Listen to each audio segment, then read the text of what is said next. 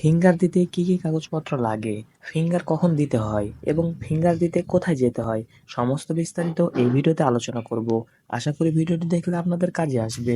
Hello viewers, কেমন আছেন সবাই? আশা করি সবাই ভালো আছেন, সুস্থ আছেন। যারা বিদেশে যাওয়ার জন্য সমস্ত ধাপ অতিক্রম করে শেষ পর্যায়ে গিয়ে ফিঙ্গার দেওয়ার জন্য অপেক্ষা করছেন, শুধুমাত্র তাদের জন্যই আজকের এই ভিডিওটি। ফিঙ্গার দেওয়ার বিষয়ে আজকের ভিডিওতে বিস্তারিত আলোচনা করব। ভিডিওটি ভালো লাগলে ভিডিওতে লাইক দিয়ে চ্যানেলটি সাবস্ক্রাইব করে পাশেই থাকবেন। চলেন তাহলে ভিডিওটি শুরু করা যাক।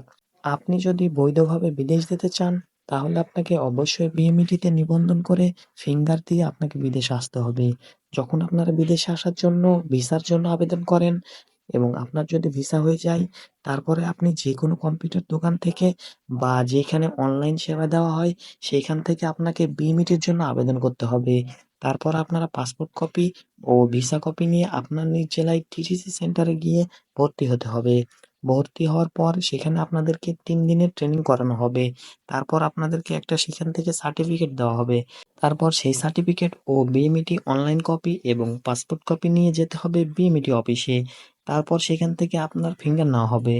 আপনাদের বোঝার সুবিধার জন্য আমি আবারও বলছি, ফিঙ্গার দিতে যে সমস্ত কাগজপত্র লাগে তা হলো পাসপোর্ট কপি, ২ টিটিসি কর্তৃক প্রদানকৃত সার্টিফিকেট, ৩ বিএমইটি অনলাইন কপি। এই সমস্ত কিছু নিয়ে আপনার নিজ জেলায় বিএমইটি অফিসে গিয়ে ফিঙ্গার দিতে হবে। আশা করি আপনারা বুঝতে পেরেছেন ফিঙ্গার দিতে গেলে কি কি কাগজপত্র লাগবে, এই ফিঙ্গার কোথায় দিতে যেতে হবে। ভিডিওটি ভালো লাগলে অবশ্যই একটা লাইক দিয়ে চ্যানেলটি সাবস্ক্রাইব করে পাশেই থাকবেন এবং আপনাদের যদি কোনো কিছু জানার থাকে অবশ্যই কমেন্ট বক্সে কমেন্ট করতে ভুলবেন না। আজকের মতো এখানে শেষ করছি। সবাই ভালো থাকবেন, সুস্থ থাকবেন।